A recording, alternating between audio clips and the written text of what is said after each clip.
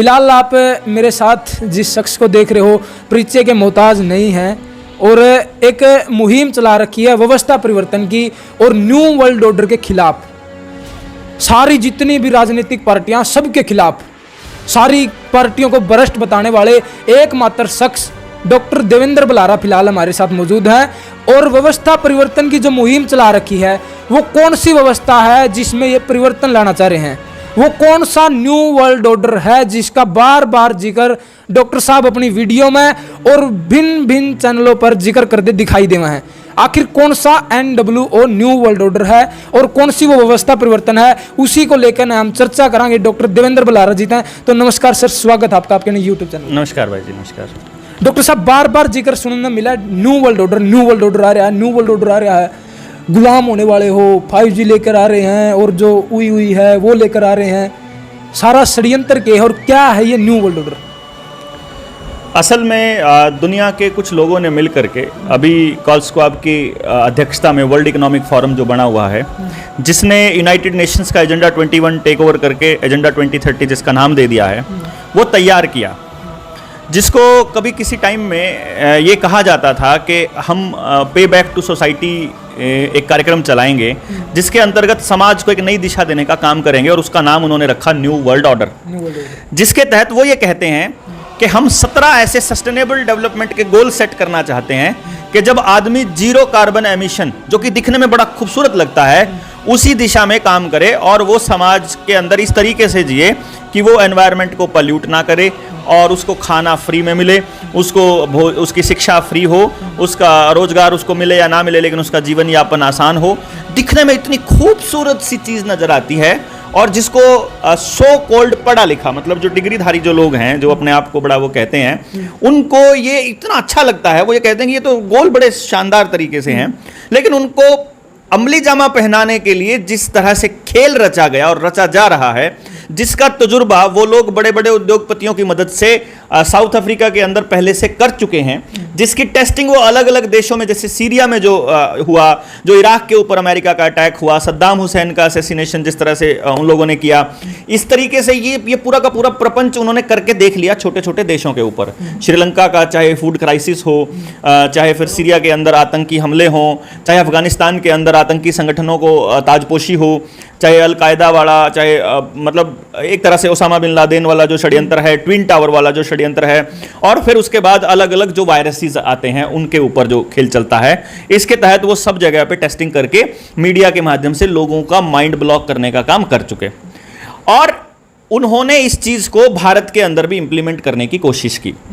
भारत पहले दिन से ही, मतलब ये कोई षड्यंत्र आज का नहीं है, अगर आप थोड़ा सा जाएंगे, ये पेपल्स बुल के साथ शुरू होता है 1492 के अंदर, और तब से लेकर के जब डच और पुर्तगाल जो है वो प्लान करते हैं कि आधी दुनिया पर तुम कब्जा करो, आधी दुनिया पर हम कब्जा करेंगे, और फिर उसके तहत वास्को डी गामा आता है, ये लोगों को चिन्हित करता है। जैसे कहते हैं आपके बच्चों को देखिए क्या पढ़ाया जाएगा, भारत की खोज किसने की?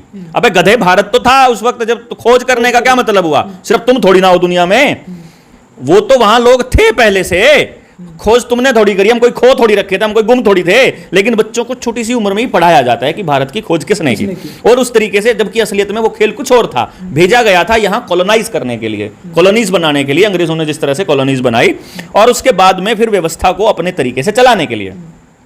1947 के अंदर जब ट्रांसफर ऑफ पावर हुआ, उसके बाद में जब अपने लोग, उन्होंने क्या किया कि जब देख लिया कि ये गोरी चमड़ी वालों को भारत के लोग नहीं बर्दाश्त कर रहे, तो उन्होंने काली चमड़ी वालों को बिठा दिया, और इसलिए बिठा दिया कि वो उस पूरे षड्यंत्र को चलाते रहें। चाहे अर्थव्यवस्था को तबाह करना है, चाहे हमारी जमीनों को तबाह करना है, खेती तबाह करना है, भाईचारा तबाह करना है, अगली जनरेशन की सोच खत्म करना है, मीडिया के माध्यम से, मोबाइलों के माध्यम से उनको बिल्कुल सोचने समझने की क्षमता खत्म करनी है, और उनको एक नया तरह का ज्ञान देना है जिसके अंतर्गत वो अपनी पुरानी सभ्यता संस्कृति को भूल जाएं और सच वही मान बैठे जो गूगल कह रहा है। इस तरीके से एक व्यवस्था तैयार करी, और वो तब से चली आ रही है। पंचवर्षीय योजनाओं के जरिए वर्ल्ड इकोनॉमिक फोरम तो उस वक्त नहीं था, डब्ल्यूएचओ और यूनाइटेड नेशंस ने अपने एजेंडे क्लियर किए कि अगले 5 साल में हम ये कर देंगे, अगले 5 साल में हम ये कर देंगे। धीरे धीरे धीरे धीरे धीरे धीरे वो समाज के हर ताने बाने को तोड़ने लगे। आज के टाइम पर सिचुएशन ये हो गई कि आज अपने भारत के अंदर क्या हालत है। मैं अगर आपको हरियाणा की बात बताऊं तो हरियाणा में क्या हालत है। आप किसी गांव को लीजिए, शहर को तो छोड़ ही दीजिए, शहर में तो सब कचरा ही कचरा भरा है लोगों के दिमाग में भी, और शहर के बाहर जाओगे तो बड़े बड़े कचरे के ढेर आपको नजर आएंगे हर शहर के बाहर। प्लास्टिक के ढेर, कचरे के ढेर, बदबू के ढेर, ये चलेंगे। लोगों के दिमाग में भी उसी तरह का कचरा है, टेलीविजन पे भी यही सब चल रहा है, मोबाइल पे भी यही अश्लीलता चली हुई है। ये तो बात है शहरों की। गांव के अंदर क्या है, मैं आपको गांव का थोड़ा तजुर्बा बताऊं, क्योंकि मैक्सिमम लोग जो हैं वो गांव में रहते हैं। एक चीज और है कि जो आप बात बोल रहे हो ये सारी टेक्निकल बात है और फैक्ट पर आधारित बात है। हाँ। इस तरह गांव के जो ग्रामीण लोग हैं वे किस तरह इस षड्यंत्र तक बचाएं, सीधा सीधा स्पष्ट वो बता दो, क्योंकि आप पहले भी यह बात बोल चुके हो कि भाई जो डिग्रीधारी लोग हैं उनको तो ये चीज अच्छी लगने लग रही है। तो इस समस्या का समाधान क्या है? सबसे पहले आपको समस्या समझनी पड़ेगी, और उसको मैं आपको थोड़ा सा बस 3-4 शब्दों में, 3-4 लाइनों में कोशिश करूंगा समेटने की। 4 तरह के तबके हैं गांव के अंदर। एक तबका है जो खेती करता है, दूसरा तबका है जो मजदूरी करता है, तीसरा तबका है जो नौकरी करता है, और चौथा तबका है जो दुकानदारी करता है। मतलब वो चाहे शहर यहां करे या बाहर करे, इसके अलावा और कोई तबका गांव में नहीं है। आमतौर पे बाहर भी अगर देखेंगे तो यही तबके हैं। खेती करने वाले तबके की हालत यह है कि अगर आपके गांव में 1000 गांव हैं तो 990 एक गांव के अंदर अगर 1000 घर हैं तो उनमें से 990 घरों की जमीन किसान क्रेडिट कार्ड के नाम पर अभी बैंकों के अंदर नीलाम पड़ी हुई है। दूसरा, जो नौकरी पेशा लोग हैं वो चाहे प्राइवेट नौकरी कर रहे हैं तो उनको प्राइवेट जो संस्था वाले हैं वो शोषण कर रहे हैं, खूब काम आपसे 2 लाख का करवा रहे हैं, तनख्वाह आपसे 15,000 20,000 दे रहे हैं। कई बार तो ऐसा होता है 45,000 पे दस्तक करवाते हैं और 15,000 10,000 घर पे रहने के लिए देते हैं। सरकारी डिपार्टमेंट में अगर आप नौकरी करते हो तो आप किसी भी महकमे में नौकरी कर रहे हो, आपके अफसर टोटली निकम्मे बिठाए जाएंगे।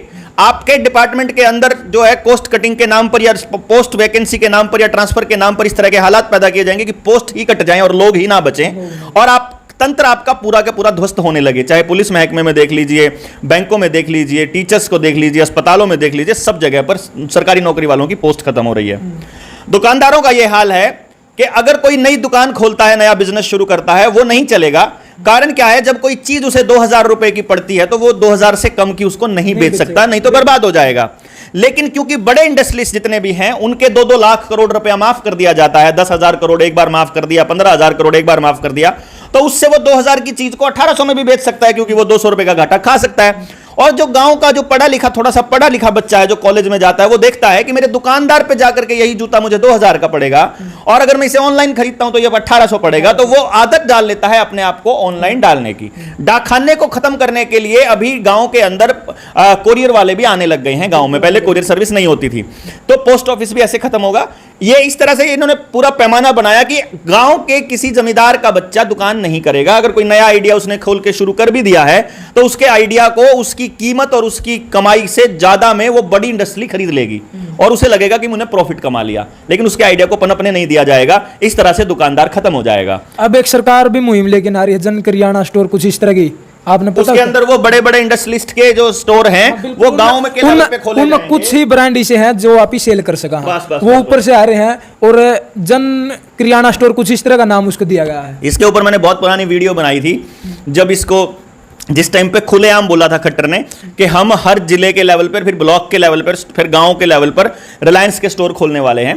क्योंकि इन्होंने क्या करना है, जो आपका गांव का किराना वाला दुकानदार है उसके साथ में टाई अप करना कंपलसरी हो जाएगा आपके साथ में। तो आप अगर उसके साथ टाई अप नहीं करोगे तो वो आपकी दुकान को बंद करने का इंतजाम कर देगा। जैसे गांव में आजकल लाइसेंस के नाम पर पैसे लेने आए हुए हैं रजिस्ट्रेशन कराने के लिए, बिल्कुल हो रहा है दुकानों के लाइसेंस के। अभी आने वाले वक्त में गांव के ऊपर रिस्ट्रिक्शंस बढ़ेंगी।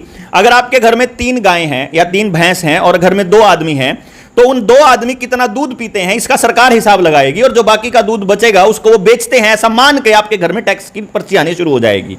आपके घर नए पानी के मीटर लगेंगे, नए बिजली के मीटर लगेंगे, आपके आधार कार्ड को आपकी सारी सर्विसेज के साथ जोड़ देंगे, और फिर उसके बाद वही खेल मचेगा दोबारा से जो जनवरी 2022 में मच रहा था कि अगर आप वो सर्टिफिकेट नहीं दिखाओगे तो आपको घुसने नहीं देंगे, और अगर आपने ज्यादा बकवास करी बोला तो आपके आधार कार्ड के साथ आपकी पूरी फैमिली की आईडी और सब कुछ जुड़ा हुआ है, आपकी सारी सेवाओं पे कांटा मार दिया जाए।